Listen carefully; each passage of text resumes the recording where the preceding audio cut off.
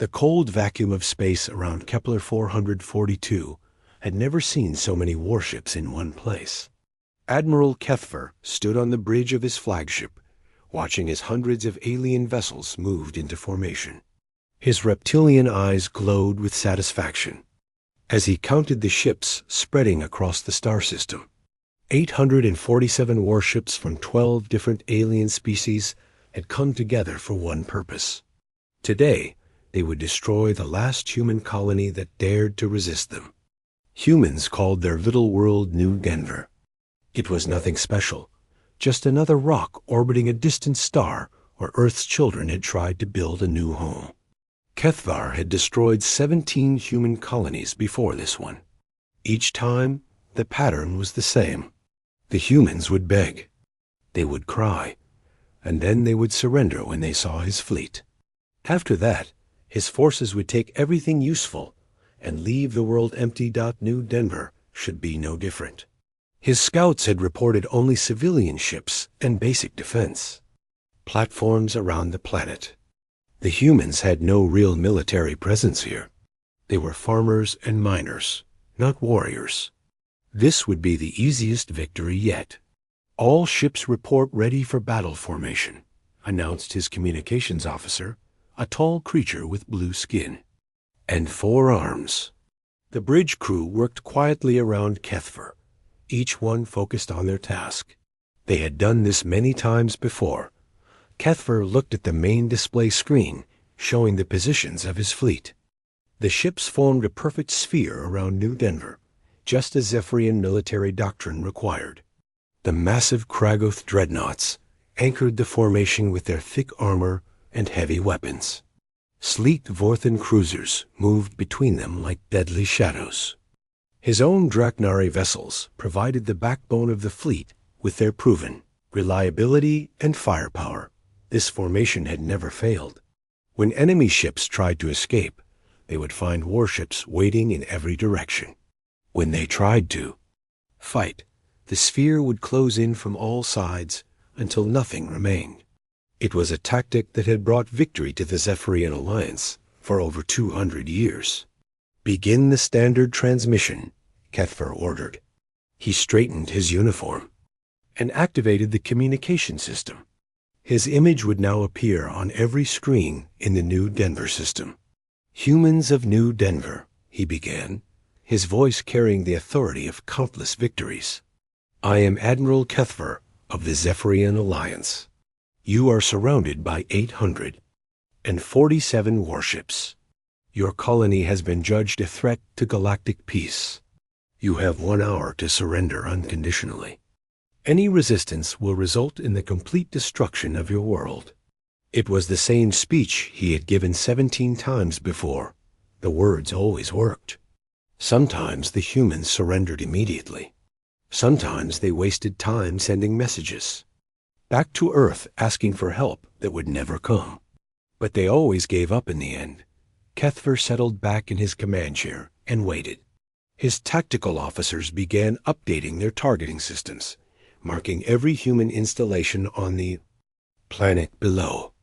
The weapon crews on hundreds of ships prepared their guns for the bombardment that would follow if the humans were foolish enough to resist.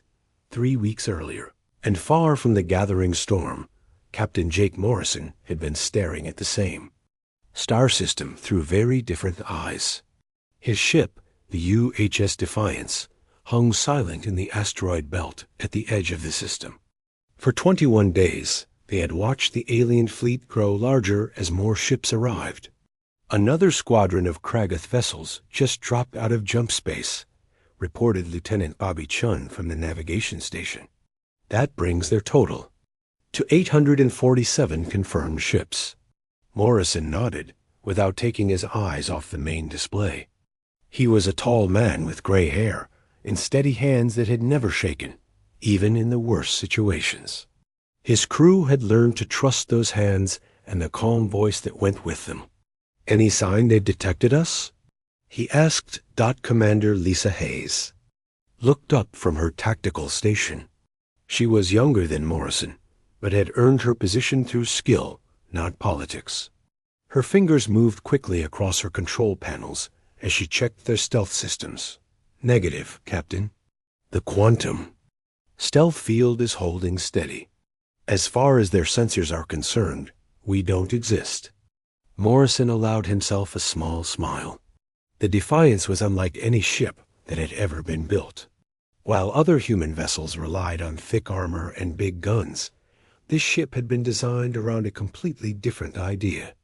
Instead of being stronger than the enemy, it was smarter. The ship's hull looked ordinary enough from the outside. It was roughly the same size as a heavy cruiser, with the clean lines that human engineers preferred. But inside, it carried technology that would have seemed impossible just 5 years ago. The quantum cascade reactors that powered it generated more energy than entire fleets of older ships. The weapon systems could strike targets across distances. That made traditional naval combat obsolete. Most importantly, the ship could make decisions and take actions faster than any enemy could respond. While alien commanders were still trying to understand what they were facing, the Defiance would have already won the battle. "Chief Sullivan, how are our systems holding up?" Morrison asked. Chief Engineer Katie Sullivan looked up from her engineering station. She was a small woman with bright red hair and hands that seemed to understand machines better than most people understood other humans. "All green across the board, Captain. The quantum drives are running at optimal efficiency. Weapons systems are charged and ready. The gravitational manipulation systems are responding perfectly. We could engage the entire alien fleet right now if you gave the order." Morrison knew she was right. Every simulation they had run showed the same result. The Defiance could destroy the alien Armada in less than 30 minutes. But Morrison had not come here to destroy the alien fleet. He had come to send a message.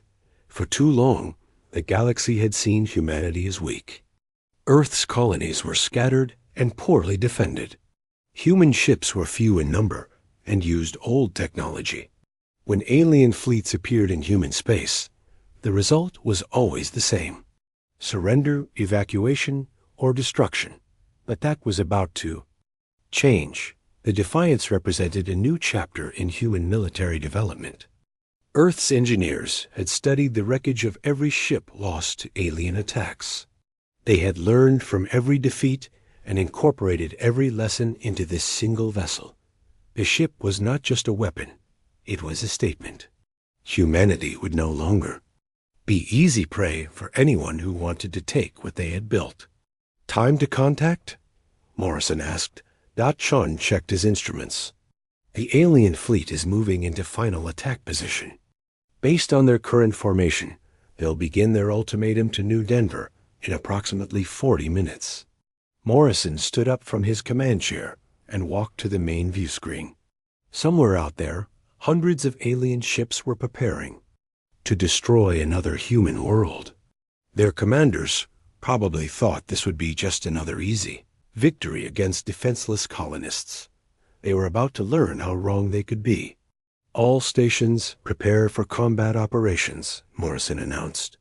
His voice carried throughout the ship, reaching every member of his crew of 400. "In 30 minutes, we're going to introduce ourselves to our guests." Hayes began running final checks on her targeting systems. Chun plotted their intercept course. Sullivan made sure every system on the ship was ready for what was coming. On New Denver below, families gathered around their communication screens to hear Admiral Kethfer's ultimatum. Many of them had already begun packing, preparing for another human defeat. They had no idea that help was already on the way. The Defiance began to move through the asteroid belt, its stealth systems keeping it invisible to alien sensors. Soon, very soon, the galaxy would see what humanity had become. Admiral Kethvar watched his fleet move into final attack position with the satisfaction of a predator closing in on helpless prey. The sphere formation was perfect. Every escape route from New Denver was blocked. Every angle of attack was covered. In his 200 years of military service, he had never seen a more complete tactical advantage. "Sir, we're receiving a response from the human colony," reported his communications officer. Kethver expected the usual response, either immediate surrender or desperate pleas for mercy. Sometimes the humans tried to buy time by offering tribute or promising to leave the system voluntarily. It never mattered. The result was always the same. "Put it on the main screen," he ordered. But instead of a frightened colonial governor, the screen showed something impossible. Long-range sensors had detected a new contact emerging from the asteroid belt. A single ship was moving toward the center of his formation. The sensor readings made no sense. "Sir, we have a problem," said his tactical officer, a nervous Vorthan with pale skin and large black eyes. "The new contact is broadcasting on all frequencies. It's a human warship." Kethver's reptilian features, twisted into what might have been a smile. One human ship against 847 alien vessels. Either the humans had finally lost their minds, or this was some kind of elaborate suicide mission. "What's the message?" he asked. The communications officer's voice shook slightly as he read the transmission. "This is Captain Morrison of the VEL, United Human Navy. You have 30 seconds to withdraw from this system." The bridge fell silent for a moment. Then several officers began laughing. The sound echoed across the command deck as word of the message spread to other ships in the fleet. A single human vessel was ordering nearly 900 alien warships to retreat. 30 seconds? Kethvar said, his voice filled with amusement. How generous of them. Signal the fleet to begin the attack. Let's show these humans what happens when they make demands they can't enforce. But as the fleet began to move forward, something strange started happening. The human ship made no attempt to run away or hide behind the planet. Instead, it maintained a steady course directly toward the center of their formation. It was flying straight into the teeth of the most powerful armada ever assembled in this part of the galaxy. Captain Morrison stood on the bridge of the Defiance, watching the alien fleet begin its advance on the main screen. His crew worked quietly around him, their movements calm and confident. To any observer, they seemed completely unworried about the overwhelming odds they faced. "All stations report ready for combat," said Commander Hayes from her tactical station. Her displays showed targeting solutions for the entire enemy fleet, something that should have been impossible for a single ship to calculate. "Course laid in, Captain," reported Lieutenant Chun. "We'll reach the center of their formation in 12 minutes at current speed." Morrison nodded. The plan was simple, but it required perfect timing. They had to let the aliens get close enough to see what they were really facing, but not so close that the enemy fleet would panic and attack without thinking. "Chief Sullivan, status on our special systems?" The chief engineer checked her displays and smiled. "All quantum systems operating at peak efficiency, sir. The gravitational manipulation arrays are online and ready. Power output is stable at levels that would make a small star jealous." Morrison walked to the front of the bridge and looked out at the approaching alien fleet. Hundreds of ships were moving toward them in perfect formation. Each one was larger and more heavily armed, and most human vessels. Under normal circumstances, this would be a hopeless battle. But these were not normal circumstances. "Open a channel to the alien fleet," Morrison ordered. The communications officer nodded. "Channel open, sir." Morrison's voice carried across space. "To every ship in the Zephyrian Armada, this is your final warning. Turn around and leave this system now, or face the consequences." On board Admiral Kethvor's flagship, the bridge crew was no longer laughing. Something about the human ship's behavior was making even experienced officers nervous. The vessel's energy readings were unlike anything in their databases. More troubling, their targeting computers were having difficulty getting a weapons lock. On the ship, "Sir, I'm getting some unusual sensor readings," reported the tactical officer. The human ship appears to be generating energy signatures equivalent to our entire fleet. Kethfer's amusement began to fade. That's impossible. Run a full diagnostic on the sensor array. I've run 3 diagnostics, sir. The readings are accurate. Also, sir, our navigation computers are detecting massive gravitational anomalies around the human vessel. Our science officer says the readings don't make sense. From his position at the Fleet Coordination Station, Commander Vextar of the Kragoth forces contacted the flagship. His voice was deep and rumbling, as befitted someone from a species that looked like walking mountains. Admiral, my weapons officers are reporting strange targeting difficulties. Our computers show weapons locks on the human ship, but the targeting solutions keep changing even though the vessel is flying in a straight line. Similar reports began coming in from other ships across the fleet. Vorthan cruiser captains complained that their advanced sensor arrays were giving conflicting readings about the human vessel. Some scans showed a single ship with normal mass and energy output. Other scans suggested they were looking at something far larger and more dangerous. Captain Riel Kata of the Nexari contingent added her own concerns. My science officers are detecting weapon signatures from the human ship that match no known technology. The energy patterns suggest weapon systems that shouldn't be possible to mount on a vessel that size. Admiral Kethfer felt the first stirrings of doubt. In all his years of commanding fleets, he had never encountered anything like this. His tactical advantage was overwhelming, but his officers were reporting impossible readings from a single enemy ship. Reduce fleet speed to 1/2, he ordered. I want a complete sensor analysis of that vessel before we engage. The alien fleet's advance slowed as hundreds of ships trained their most advanced sensors on the approaching human vessel. What they found defied explanation. On the Defiance, Dr. Amy Johnson monitored the alien sensor sweeps from her science station.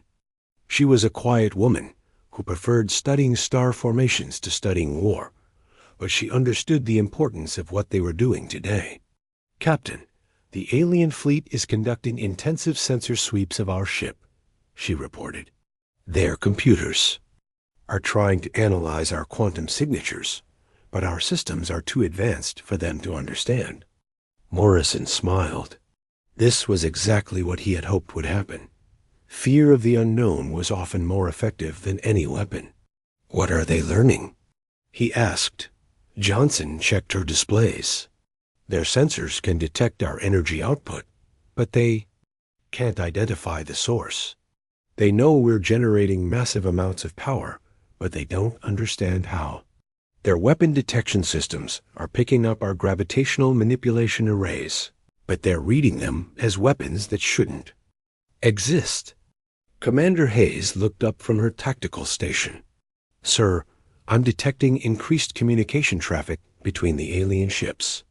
Their fleet coordination is breaking down as individual captains request new orders. Morrison had studied alien military doctrine for months while preparing for this mission. The Zephyrian alliance was built on the principle of overwhelming force.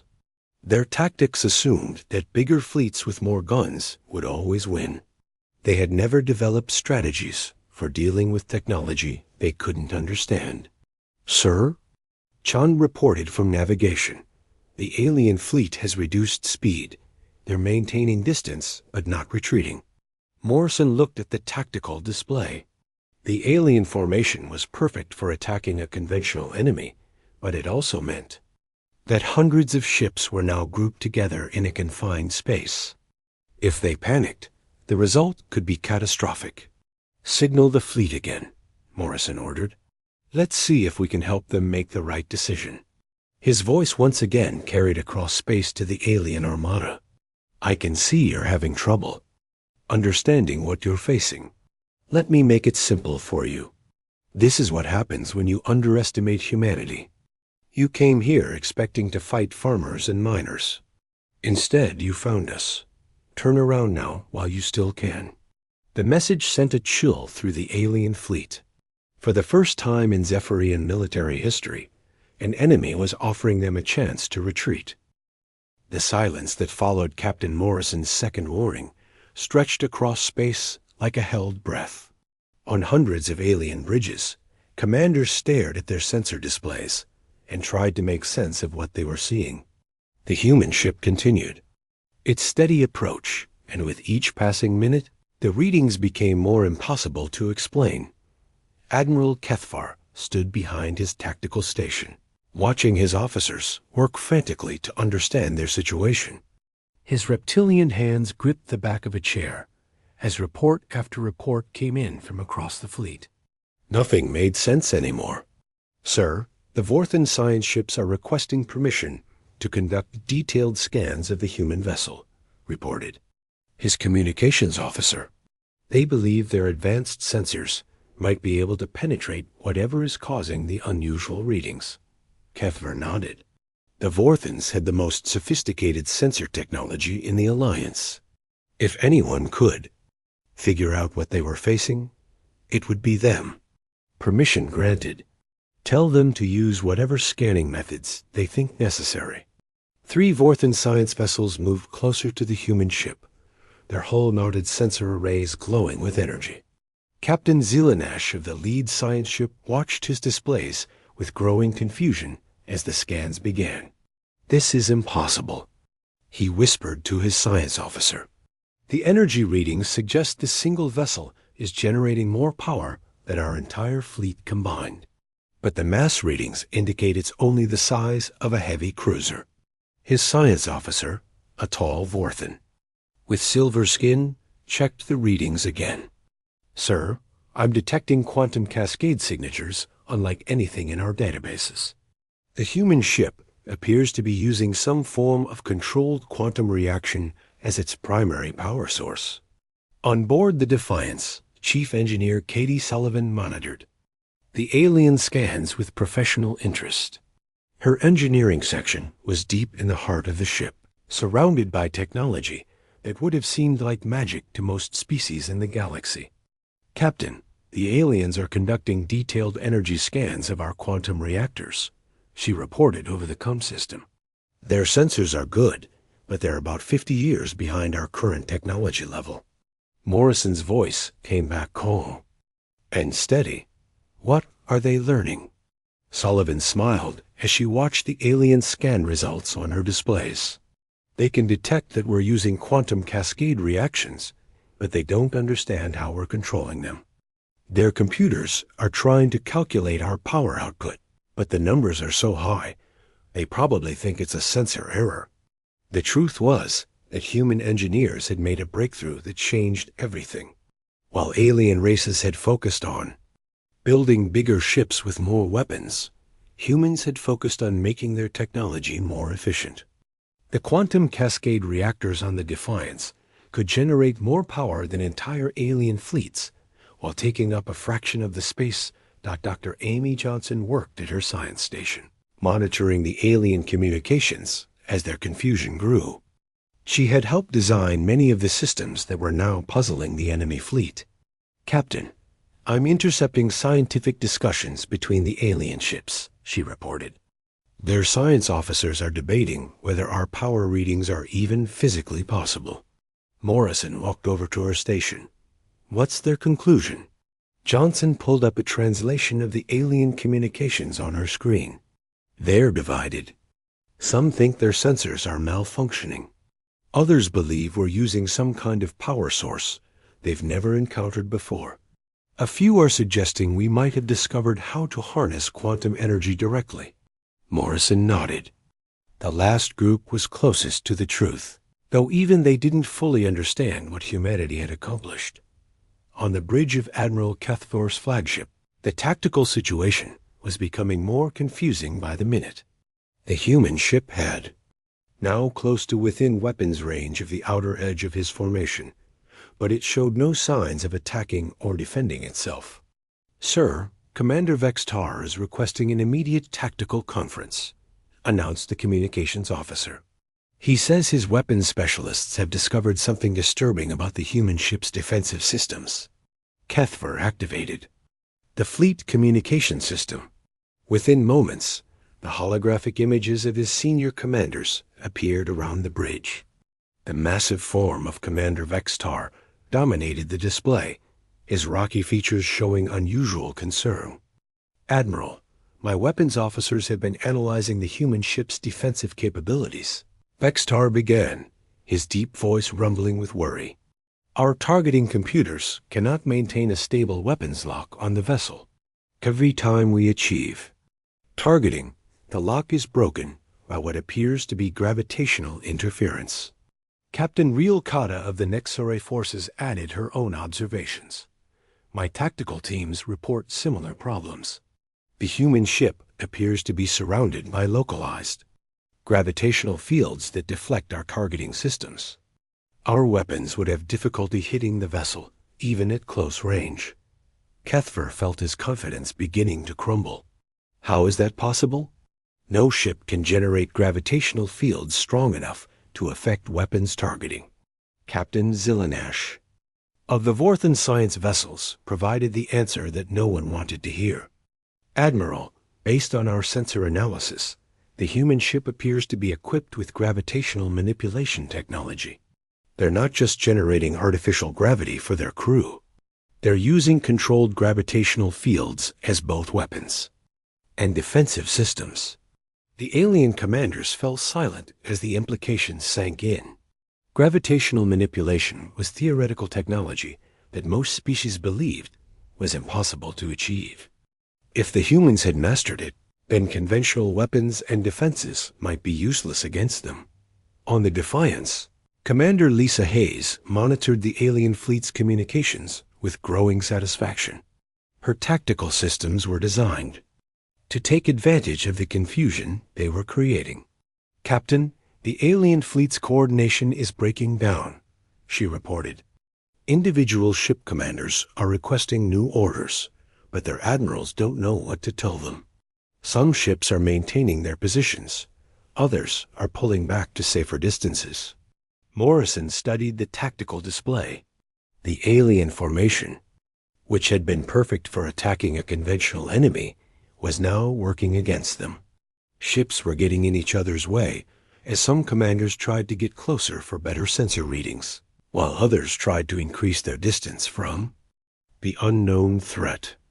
"What's the status of our weapon systems?" Morrison asked. Hayes checked her displays. "All gravitational manipulation arrays are online and calibrated. We have targeting solutions for every ship in the alien fleet.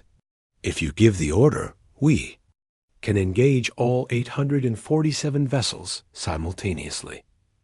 Morrison nodded, but didn't give the order to fire.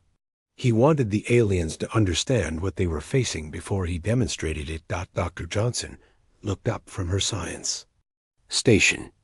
"Captain, I'm receiving requests from several alien science officers. They want to establish direct communication with our science department. They're asking about our propulsion and power systems." Morrison considered the request. Normally revealing military technology to an enemy would be unthinkable. But in this case, he wanted the aliens to understand exactly how outclassed they were. "Open a science channel," he ordered. "Let them ask their questions." Within minutes, Dr. Johnson was in communication with science officers from across the alien fleet. The questions came rapidly, translated into human language by the ship's computers. "How are you generating quantum cascade reactions in such a small space?" asked a Vorthan scientist. "What type of containment system allows you to control gravitational fields?" demanded a Kragath engineer. "Is it true that your weapons can strike multiple targets across vast distances simultaneously?" inquired a nervous Nexari researcher. Johnson answered each question with careful honesty. She explained how human scientists had approached the problems of space combat differently than other species. While aliens built bigger guns and thicker armor, humans had focused on making their weapons and defenses more intelligent and efficient. Our gravitational manipulation systems don't just create artificial gravity, she explained. They can focus gravitational forces with pinpoint accuracy across distances measured in light minutes. Our targeting computers can calculate firing solutions for hundreds of targets simultaneously using quantum processing systems. The alien scientists fell silent as they processed this information. Several requested permission to share the data with their tactical officers. Morrison smiled as he watched the alien fleet's formation continue to deteriorate. Fear was spreading through their ranks as the true scope of human technological advancement became clear. Soon, Admiral Kethver would have to make a choice that no Zephyrian commander had ever faced before. Admiral Kethvar had faced many difficult decisions in his long military career, but none like this. His fleet of 847 warships surrounded a single human vessel, yet his commanders were reporting that they might not be able to win a battle against it. The situation defied everything he had learned about warfare in 2 centuries of service. "Sir, we have less than 10 minutes remaining before we must either attack or withdraw," reported his tactical officer. "The fleet commanders are requesting immediate orders." Kethver studied the tactical display one more time. The human ship continued its steady approach toward the center of his formation. It showed no fear, no hesitation, no attempt to find a defensive position. Either the humans had lost their minds, or they possessed capabilities that made his entire fleet irrelevant. "Signal Squadron 7, he ordered finally. 12 fighters will conduct a probe attack on the human vessel. All other ships are to observe and analyze the results." Squadron 7 was made up of fast attack fighters from the Draknari fleet.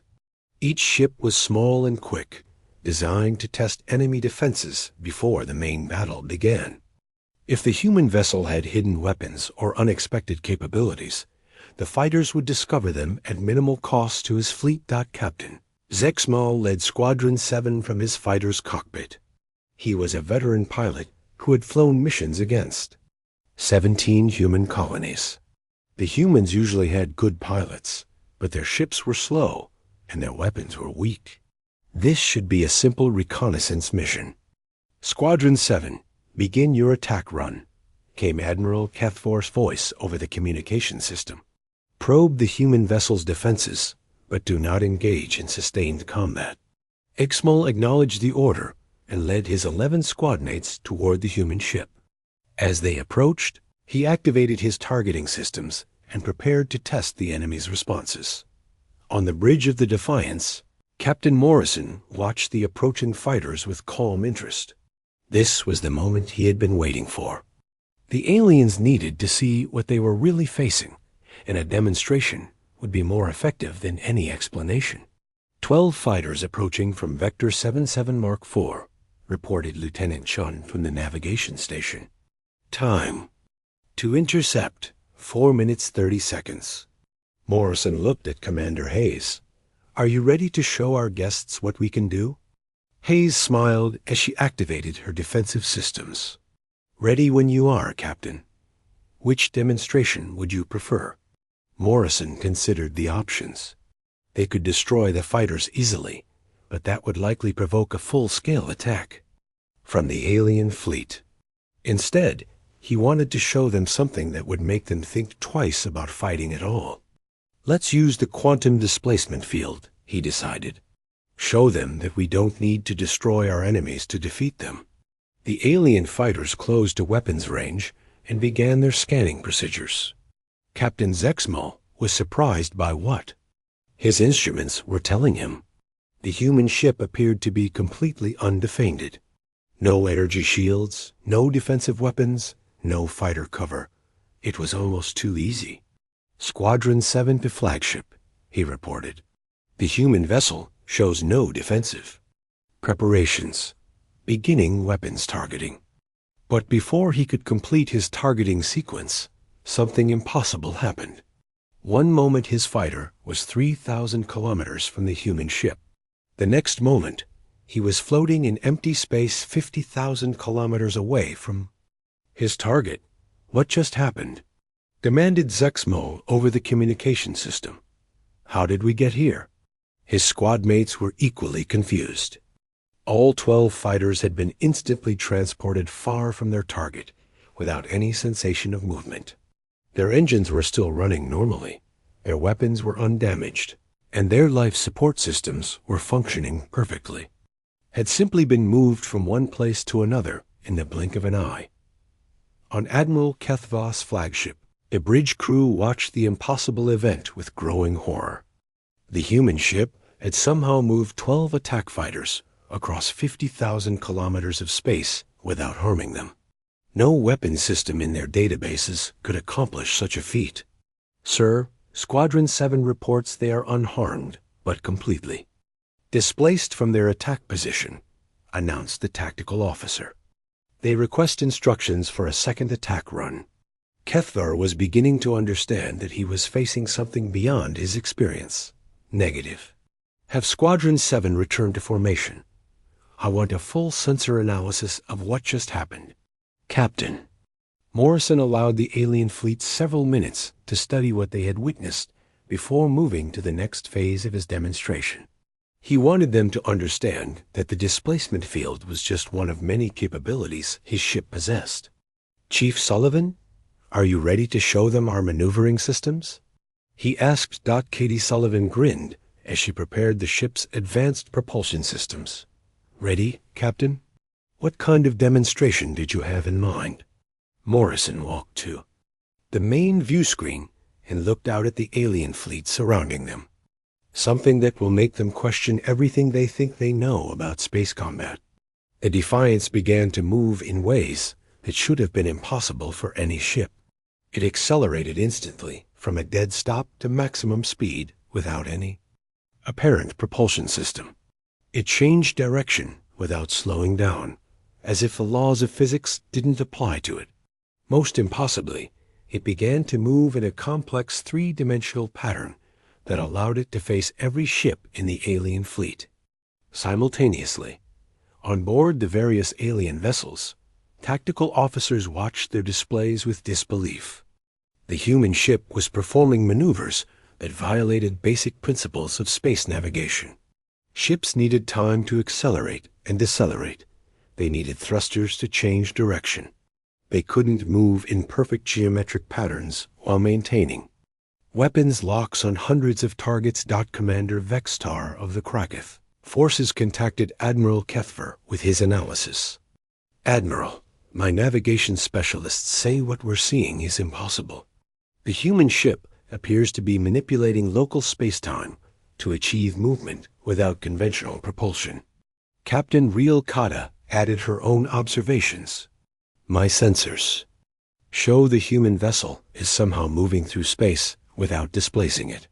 They're not pushing against anything or using reaction mass. They're simply willing themselves to move.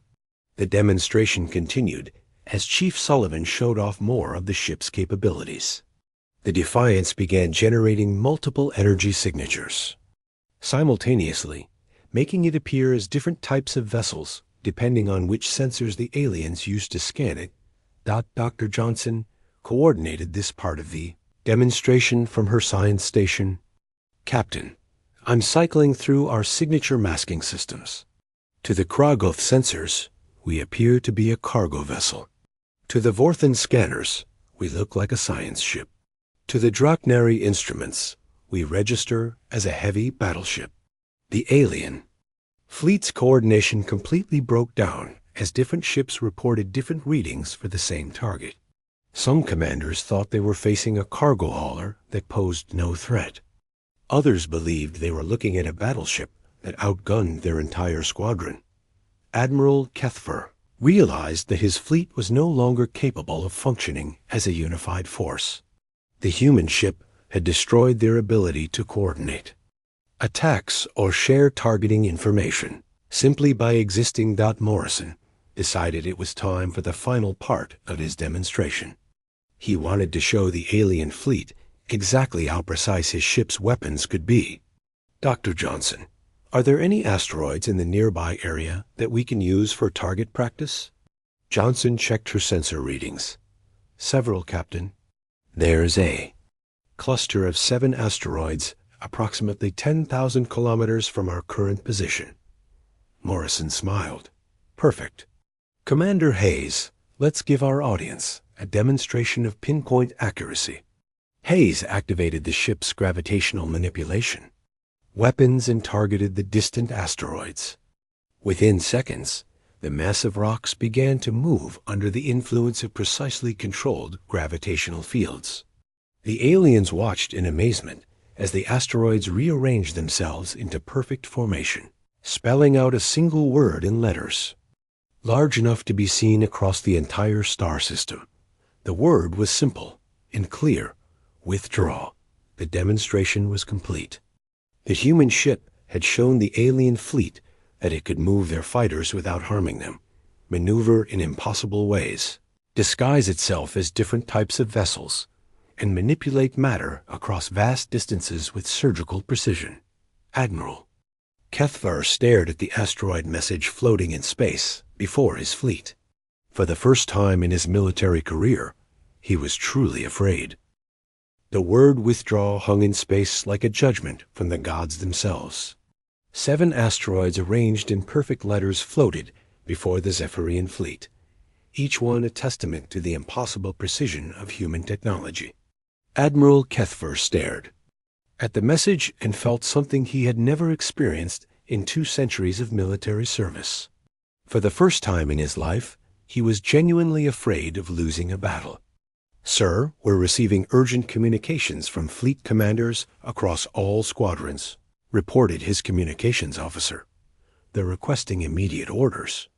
Kethvar looked around his bridge at the faces of his crew. These were veteran warriors who had conquered dozens of worlds. They had faced desperate enemies before and always emerged victorious. But now he saw doubt in their eyes, uncertainty that had never been there before. Put the squadron leaders on the main screen, he ordered. Within moments, the holographic images of his senior commanders filled the bridge. The tension in their faces was obvious, even through the flickering displays. Commander Vexstar spoke first, his massive rocky features showing unusual concern. Admiral, my weapons specialists report that conventional attacks against this human vessel would likely be ineffective. Their gravitational manipulation technology makes them effectively immune to our standard weapons. Captain Riel Kata of the Nexarai forces added her analysis. My tactical teams have run every simulation in our computers. The human ship can engage our entire fleet simultaneously while avoiding our return fire. The mathematics of this battle do not favor us. Captain Zilinash of the Vorthan science vessels provided the most disturbing assessment. Admiral, based on our sensor analysis, this single human ship possesses more effective firepower than our entire armada. They could destroy us all and barely strain their systems. Kethvar listened to each report with growing dread. His overwhelming numerical advantage meant nothing if his weapons couldn't hit their target, and their weapons could destroy his entire fleet. This was not the kind of battle that Zephyrian doctrine had prepared him to fight. What are your recommendations? He asked. The silence that followed was answer enough. None of his experienced commanders had any idea how to fight an enemy like this. On the bridge of the Defiance, Captain Morrison watched the alien fleet's communications traffic with satisfaction. The demonstration had achieved exactly what he had hoped. The enemy commanders were no longer thinking about how to attack. They were trying to figure out how to survive. Captain, I'm intercepting multiple requests for tactical conferences among the alien fleet, reported Dr. Johnson from her science station. Their command structure is breaking down as individual species argue about what to do next. Morrison nodded. This was exactly what he had expected. The Zephyrian alliance was held together by the promise of easy victories and shared plunder. When faced with a battle they might not win, the different species would start thinking about their own survival rather than their common goals.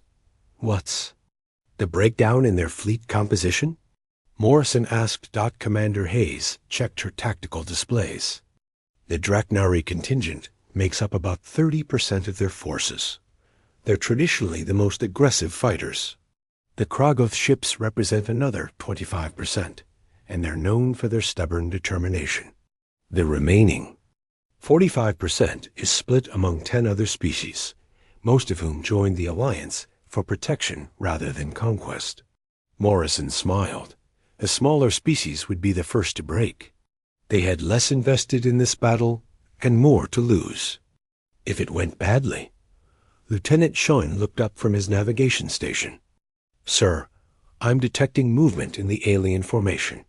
Several ships from the outer ring are beginning to pull back from their attack positions." Morrison walked to the main view screen and watched as cracks began to appear in the alien fleet's perfect formation. Ships that had been positioned for attack were now moving to safer distances. The psychological pressure was working.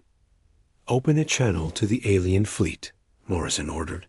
"Let's give them one final chance to make the right decision." His voice carried across space to every ship in the Armada. "Admiral Kethvar, you have seen what my ship can do. You know that your fleet cannot defeat us. I'm offering you something that has never been offered to a Zephyrian force before. I'm giving you the chance to retreat with honor. Take your ships and leave this system. Never return to human space again." On Admiral Kethvar's flagship, the bridge fell silent as Morrison's words echoed through the command center. The human captain was offering terms that no enemy had ever dared suggest to the mighty Zephyrian alliance. But more disturbing was the fact that the terms seemed reasonable, even what they had witnessed. "Sir, Captain Yelmar of the Hegemony. Contingent is requesting permission to withdraw his squadron," reported the communications officer. "He says his ships are not equipped to fight this type of enemy." Before Kethvar could respond, more requests came flooding in. The Zentarian vessels wanted to withdraw. The Nexus Federation ships were requesting new orders. Even some of the Vorthan captains were expressing doubts about continuing the attack. Commander Vextar's image dominated the main screen as he delivered his own assessment. "Admiral, my people are warriors. We do not fear death in battle, but we also do not throw our lives away in hopeless causes. If we attack this human ship, we will lose hundreds of vessels for no gain. This is not warfare. This is suicide." Kethvar realized that his fleet was disintegrating before his eyes. The iron discipline that held the alliance together was cracking. Under the pressure of facing an enemy they could not understand or defeat. "All ships maintain current positions," he ordered, buying himself time to think. "I need 10 minutes to consider our options." But even as he spoke, more ships began moving away from their attack positions. The smaller species were already making their choice. They would rather face Kethvar's anger later than face the human ship's weapons now. "Captain," Morrison watched the alien fleet's formation continue to deteriorate and decided it was time to force the final decision. He had given them every opportunity to understand what they were facing. Now he would make the choice simple. "Commander Hayes, target the flagship," he ordered. "I want a weapons lock that every ship in their fleet can detect." Hayes activated the ship's targeting systems and focused them on Admiral Kethvar's command vessel.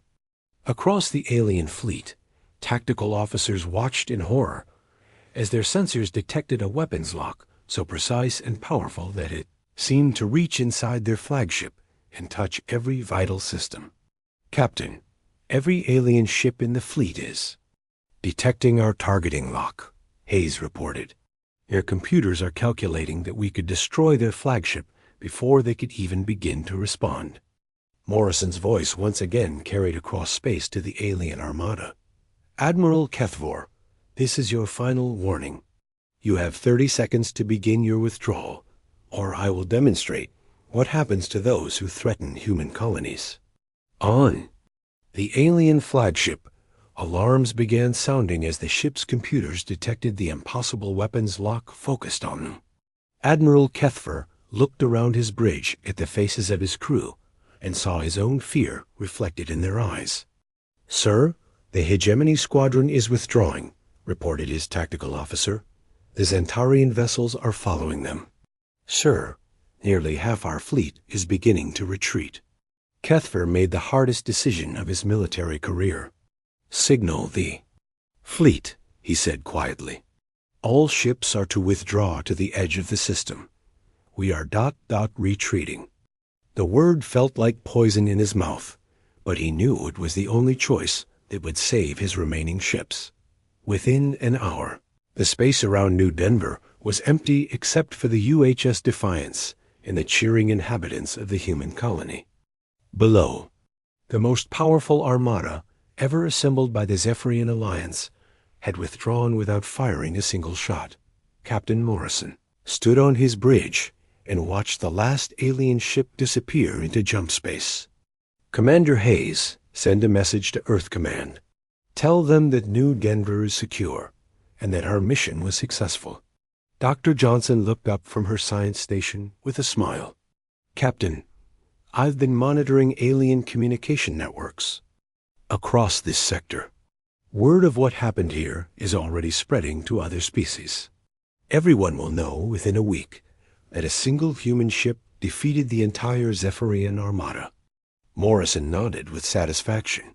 That had been the real goal of this mission, not just to save New Denver, but to send a message to every potential enemy in the galaxy. Humanity was no longer the easy target it had once been. "Set course for the Centauri system," Morrison ordered. "I understand there are some pirates there who need to learn the same lesson." As the Defiance turned toward its next mission, Captain Morrison smiled. The galaxy was about to discover that underestimating humanity was the most dangerous mistake anyone could make.